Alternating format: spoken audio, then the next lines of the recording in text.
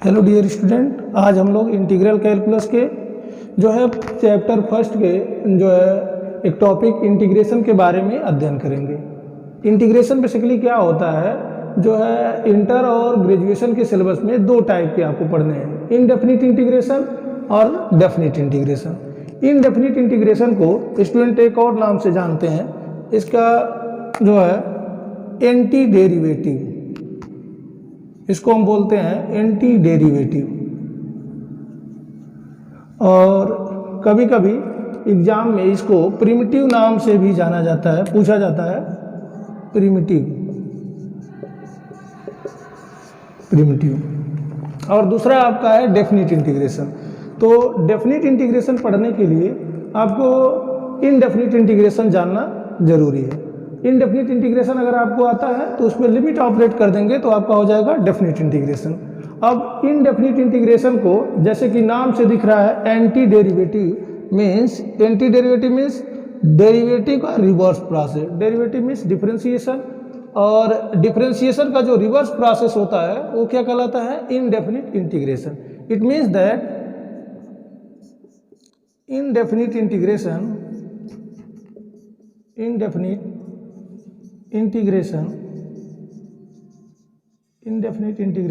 is the reverse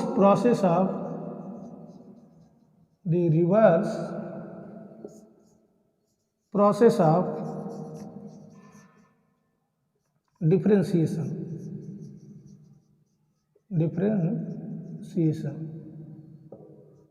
indefinite integration क्या होता है, एंटी डेरिवेटिव मीन्स डिफरेंशिएशन के रिवर्स प्रोसेस को हम इनडेफिनिट इंटीग्रेशन कहते हैं। अब इस डेफिनेशन से आप समझिए, that is if D by D x of some function F X, हम मान लेते हैं इस फंक्शन एफ एक्स का डिफरेंशिएशन कैपिटल एफ एक्स हो और इसमें हम एक कांस्टेंट टर्म ऐड कर लें, तो इसका डिफरेंशिएशन मान लीजिए कैपिटल एफ एक्स है।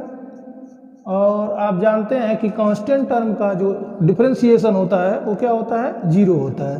तो हम यहाँ से लिख सकते हैं कि d by D x of F x plus c क्या होगा, capital F x. Then by this definition हम लिख सकते हैं कि मतलब इसका डिफरेंशिएशन, इसका डेरिवेटिव ये है, इसका mean by definition of indefinite integration हम ये कह सकते हैं कि इस फंक्शन का जो इनडेफिनिट इंटीग्रेशन होगा ये टोटल फंक्शन आना चाहिए। ठीक है, इसका मतलब integration of F x D x ये किसके बराबर आना चाहिए, एफ एक्स प्लस सी की। जो इनडेफिनिट का इंटीग्रेशन का डेफिनेशन कह रहा है कि ये क्या है, reverse process of differentiation means इस फंक्शन का इनडेफिनिट डेरिवेटिव अगर ये एफ एक्स है तो इस फंक्शन का इंटीग्रल क्या होना चाहिए, एफ एक्स प्लस सी होना चाहिए। तो ये यहाँ पे जो है हो जाएगा। अब ये एफ एक्स प्लस सी क्या रिप्रेजेंट कर रहा है, इसमें आप देख रहे हैं कि ये कांस्टेंट ऑफ इंटीग्रेशन इन्वॉल्व है सी, और इस एफ एक्स प्लस सी ये क्या रिप्रेजेंट करता है। तो पहले हम इसको समझने के लिए जो है एक एग्जाम्पल लेते हैं। Since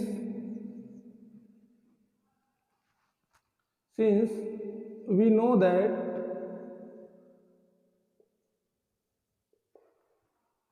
d by dx of x square का d by dx कितना होता है, 2x, और d by dx ऑफ कोई फंक्शन मान लीजिए एक्स स्क्वायर में कोई भी कांस्टेंट टर्म ऐड कर लीजिए, एक्स स्क्वायर प्लस 5, इसका भी डेरिवेटिव अगर हम करते हैं तो ये भी आएगा आपका 2x। और d बाई डी एक्स अगर हम लेते हैं एक्स स्क्वायर माइनस 5 का डेरिवेटिव लें, फिर भी हमें क्या मिल रहा है, d बाई डी एक्स, दो x square plus 5, x square minus 5, तीनों का d बाई डी एक्स मतलब तीनों का डेरिवेटिव हमें मिल रहा है 2x। मीन्स इस साइड में जो हमारा फंक्शन है इसका ये फंक्शन अलग अलग है और इनका डेरिवेटिव क्या मिल रहा है, सेम मिल रहा है। अब इस डेफिनेशन से अगर देखा जाए कि जो इनडेफिनिट इंटीग्रेशन होता है, डिफरेंशिएशन का क्या है, रिवर्स प्रोसेस है। इसका मतलब ये हुआ कि 2x को यदि इंटीग्रेट करें तो हमें मिलना चाहिए एक्स स्क्वायर, इस 2x को इंटीग्रेट करें तो हमें मिलना चाहिए एक्स स्क्वायर प्लस 5, और यहाँ 2x को इंटीग्रेट करें तो एक्स स्क्वायर माइनस 5 मिलना चाहिए। तो हम फर्स्ट से देखते हैं कैसे होगा। Since as integration of 2x into dx ये करते हैं तो क्या मिलता है, 2 कांस्टेंट है बाहर हो जाता है, x का इंटीग्रेशन आपको क्या मिलता है x square by two plus c. अब यहाँ से देखिए 2 कैंसिल और ये मिल जाएगा आपका एक्स स्क्वायर प्लस सी। ये हमारा सी ये इसी को हम कहते हैं कांस्टेंट ऑफ इंटीग्रेशन। और ये कांस्टेंट ऑफ इंटीग्रेशन सी क्या रिप्रेजेंट कर रहा है, इस कर्व को जरा देखिए। ये एक्स स्क्वायर का टर्म सब में इन्वॉल्व है, एक्स स्क्वायर। इस टर्म में एक्स स्क्वायर प्लस 0 है, इस टर्म में एक्स स्क्वायर प्लस 5 है, इसमें एक्स स्क्वायर माइनस 5 है, और यहाँ पे ओवरऑल एक कॉमन कर्व हमें मिल रहा है एक्स स्क्वायर प्लस सी। तो ये जो सी है इस कर्व के लिए सी का मान 0 है, सेकेंड वाले कर्व के लिए सी का मान 5 है, थर्ड कर्व के लिए सी का मान कितना है -5 है। तो तीनों के लिए क्या है अलग अलग दिख रहा है। तो इसीलिए हम जब किसी फंक्शन का इंटीग्रेशन करते हैं, किसी फंक्शन का इंटीग्रेशन लिया जाता है तो वहाँ पे देखिए क्या आता है, वहाँ पे क्या आता है, एक आपका आ जाता है इस फंक्शन का जो इंटीग्रेशन होता है वो, और प्लस एक कांस्टेंट टर्म सी इन्वॉल्व हो जाता है। तो इस सी को जो है क्यों लिखा जाता है आप यहाँ से समझ सकते हैं कि ये जो सी का डिफरेंट वैल्यूज है इसको रिप्रेजेंट करता है, जो कांस्टेंट टर्म आपके फंक्शन में ओरिजिनल फंक्शन में ऐड होता है, ठीक है। तो ये जो है सी रिप्रेजेंट करता है।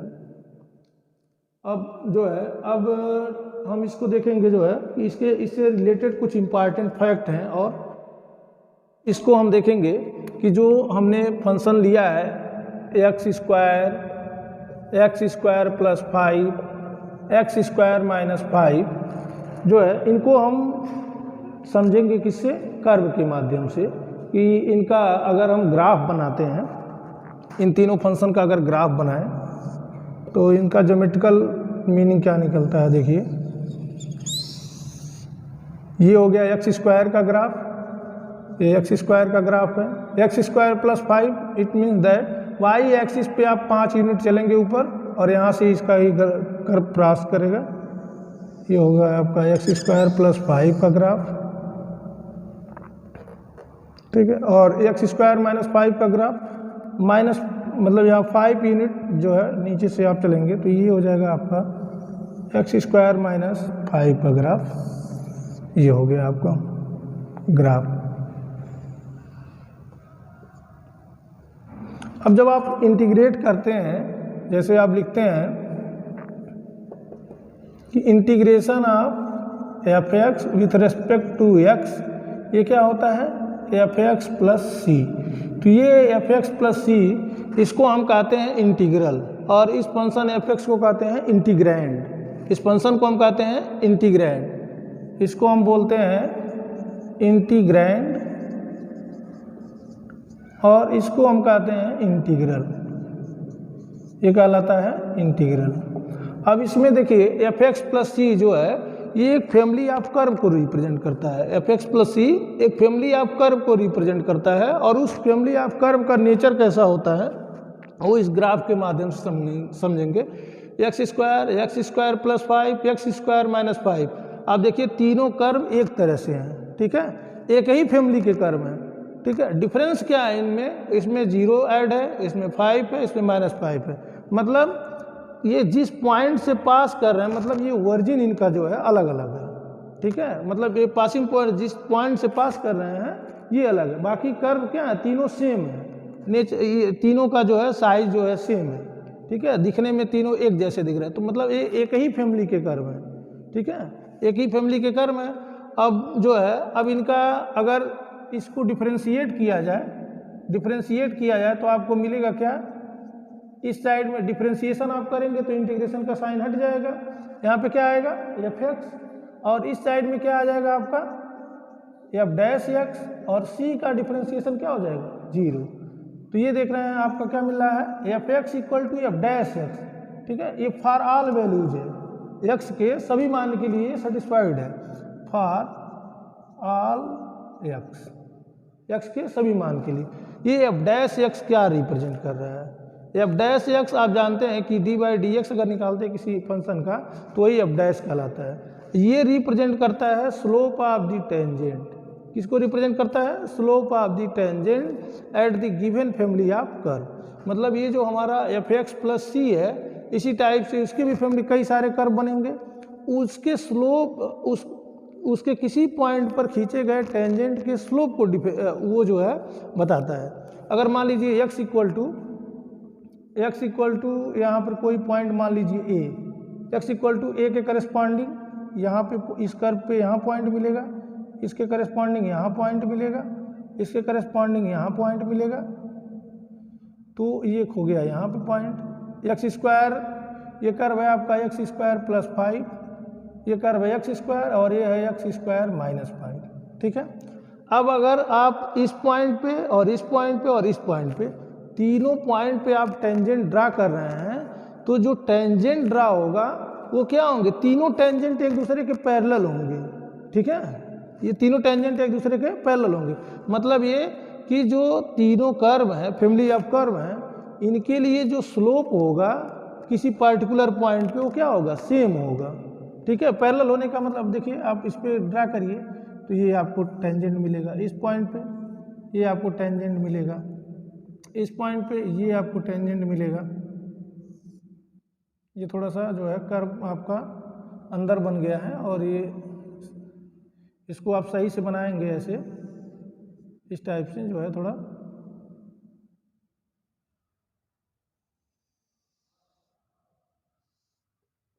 तो यहाँ पे इस पॉइंट पे टेंजेंट आप खींचेंगे तो ये टेंजेंट देखिए 1 2 3, ये तीनों टेंजेंट क्या होंगे, एक दूसरे के पैरेलल होंगे, मतलब जो स्लोप होगा उनका क्या होगा, सेम होगा। ये यही रिप्रेजेंट करता है capital F X is equal to F dash of X. ये मतलब कि जो स्लोप होगा किसी कर्व का, जो स्लोप होगा इन फैमिली ऑफ कर्व का, वो क्या होगा किसी पार्टिकुलर पॉइंट के लिए क्या होगा, सेम होगा, ठीक है। ये इसी चीज़ को, और ये एफ एक्स प्लस सी रिप्रेजेंट करता है फैमिली ऑफ कर्व को, ये रिप्रेजेंट करता है एक फैमिली ऑफ कर्व को, फैमिली ऑफ कर्व को रिप्रेजेंट करता है। और उस फैमिली ऑफ कर्व के किसी पर्टिकुलर पॉइंट पे अगर आप टेंजेंट ड्रा करते हैं तो उस टेंजेंट का जो स्लोप होगा डिफरेंट कर्व के लिए वो क्या होगा, सेम होगा, ठीक है। ये इससे रिलेटेड एक फैक्ट था। अब दूसरी चीज़ है, दूसरा इम्पॉर्टेंट फैक्ट इससे है कि आप कंटिन्यूटी पढ़े हैं, सीमा और सत्ता जिसे जो है बोलते हैं कंटिन्यूटी। तो इनडेफिनिट इंटीग्रेशन में ये बताया गया कि अगर कोई डिसकंटिन्यूअस फंक्शन है तो उसका इनडेफिनिट इंटीग्रेशन अगर लेते हैं तो कोई ज़रूरी नहीं है कि वो डिसकंटिन्यूअस हो, ठीक है। ऐसा हो सकता है कि इनडेफिनिट इंटीग्रेशन है, अगर ले रहे हैं किसी डिसकंटिन्यूअस फंक्शन का तो कंटिन्यूअस भी हो सकता है, डिसकंटिन्यूअस दोनों हो सकता है, लेकिन आप ये नहीं कर सकते कि इनडेफिनिट इंटीग्रेशन डिसकंटिन्यूअस फंक्शन का डिसकंटिन्यूअस होगा, ठीक है। इसका मतलब indefinite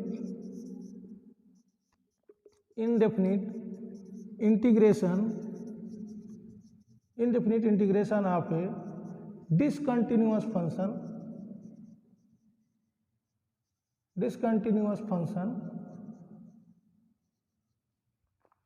need not be discontinuous। Indefinite integration अगर हम लेते हैं किसी डिसकंटिन्यूअस फंक्शन का, कोई ज़रूरी नहीं है कि वो क्या हो, डिसकंटिन्यूअस हो। अब इसको हम एक एग्जांपल से बता रहे हैं, एग्जांपल आप ले लीजिए। सिंस देखिए इंटीग्रेशन आप कर रहे हैं 1/√x का, इसका 1/√x, इसका integration with respect to x। अब आप देखिए फंक्शन आपका क्या है 1/√x, ये फंक्शन x बराबर 0 पे डिफाइंड नहीं है। देखिए इसको x बराबर 0 पे क्या है, डिफाइंड नहीं है। जब x बराबर 0 पे ये डिफाइंड नहीं है तो उस पॉइंट पे वो कंटिन्यूअस हो ही नहीं सकता है। इसका मतलब 1/√x क्या है, एक डिसकंटिन्यूअस फंक्शन है, किस पॉइंट पे, 0 पे। ठीक है, अब इसका हम अगर इंटीग्रेशन करें, इसको हम लिख सकते हैं x⁻½ dx, ऐसा लिखा जा सकता है। अब अगर हम इसको इंटीग्रेट करें तो क्या हो जाएगा, -½ + 1/−½ + 1 और plus c, constant of integration आ जाएगा। और ये सॉल्व करने के बाद क्या आ जाएगा आपका, 2√x + c, क्योंकि देखिए यह सॉल्व करेंगे, इसका पावर हाफ, नीचे हाफ, और ये जो है जाएगा इसके मल्टीपल में आ जाएगा 2, तो 2√x + c।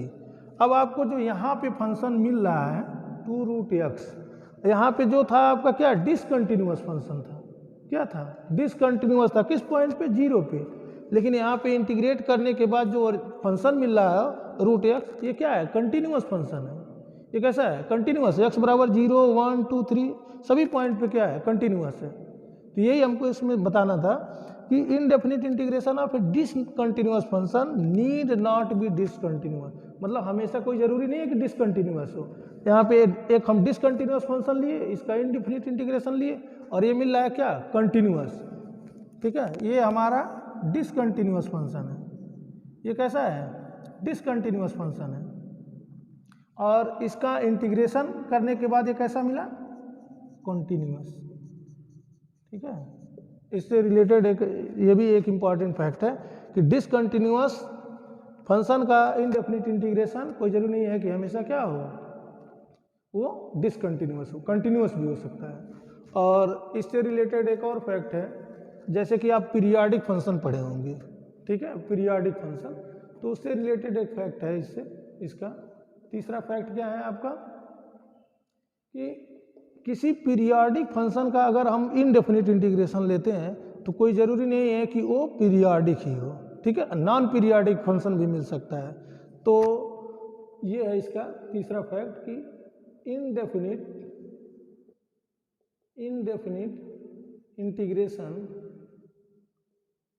Integration of A periodic function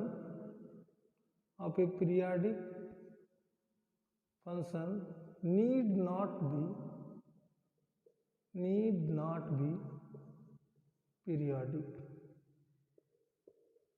किसी भी पीरियाडिक फंक्शन का इनडेफिनिट इंटीग्रेशन कोई ज़रूरी नहीं है कि वो पीरियाडिक हो। अब पीरियाडिक फंक्शन क्या होता है, पहले देख लीजिए पीरियाडिक फंक्शन, थोड़ा इसको समझ लीजिए कि पीरियाडिक फंक्शन क्या होता है। पीरियाडिक फंक्शन कहता है कि कोई फंक्शन f(x) है, कोई फंक्शन f(x) है, ये पीरियाडिक कब होगा, जब हम इसमें कोई कांस्टेंट टर्म t जोड़ें, f(x + t) को अगर हम लिख सकें f(x + t) = क्या लिखा जाए, f(x). ठीक है, मतलब ये फंक्शन जो है एक सर्टेन इंटरवल के बाद अपनी वैल्यू को क्या करे, रिपीट करे, अपनी वैल्यू को क्या करे, रिपीट करे, तो हम उस फंक्शन को क्या कहेंगे, पीरियाडिक फंक्शन कहेंगे। और इस t को हम क्या कहेंगे, पीरियड, t को कहेंगे पीरियड ऑफ दी फंक्शन। ठीक है, तो ये होता है आपका पीरियाडिक फंक्शन। जैसे मान लीजिए पीरियाडिक फंक्शन में है sin x, cos x, ठीक है, tan x भी है। ये सब क्या करते हैं, एक सर्टेन इंटरवल के बाद क्या करते हैं, अपने वैल्यू को रिपीट करते हैं। जैसे sin x का पीरियड होता है 2π, cos x का होता है आपका 2π। ठीक है, 2π के बाद ये अपनी वैल्यू को फिर से रिपीट करना शुरू करते हैं। ठीक है, तो अब हम कोई भी पीरियाडिक फंक्शन ले, जैसे इसको प्रूव करने के लिए, जैसे sin x है, sin x है एक पीरियाडिक फंक्शन, sin x कैसा फंक्शन है, पीरियाडिक है। अब इसमें अगर हम एक कांस्टेंट टर्म ऐड कर दें 2 क्या है, कांस्टेंट टर्म है, और कांस्टेंट टर्म है तो ये क्या होगा, पीरियाडिक ही होगा। कांस्टेंट टर्म हमेशा, इसका कोई फंडामेंटल पीरियड डिफाइन नहीं है, तो इसका मतलब sin x + 2 ये टोटल क्या होगा, आपका पीरियाडिक फंक्शन होगा। ये आपका पीरियाडिक फंक्शन हो गया। अब इसका इनडेफिनिट इंटीग्रेशन ले रहे हैं विथ रेस्पेक्ट टू x। ठीक है, अब इनडेफिनिट इंटीग्रेशन इसका अगर हम करते हैं तो sin x का इंटीग्रेशन आपका क्या होता है, -cos x, क्या होता है, -cos x, और 2 ये कांस्टेंट टर्म है, और कांस्टेंट टर्म का इंटीग्रेशन क्या होता है, x, तो यहाँ पे लिख सकते हैं 2 × x, ये हो गया आपका 2x, और प्लस एक कांस्टेंट ऑफ इंटीग्रेशन आएगा ही। ठीक है, अब आप देखिए माइनस कास एक्स और प्लस 2x। कास एक्स तो पीरियाडिक है, लेकिन जो ये एक्स लीनियर फंक्शन है, लीनियर फंक्शन कभी भी पीरियाडिक नहीं होते हैं, ठीक है। तो अगर ये पीरियाडिक नहीं है तो ये दोनों को अगर ऐड कर दिया जाए तो ये भी क्या होगा, पीरियाडिक नहीं होगा। इसका मतलब ये जो है आपका ये जो टर्म है ये कैसा है, नॉन पीरियाडिक है। कैसा है, नॉन पीरियाडिक, नॉन पीरियाडिक है। और ये आपका कैसा है, पीरियाडिक है, पीरियाडिक फंक्शन, ठीक है।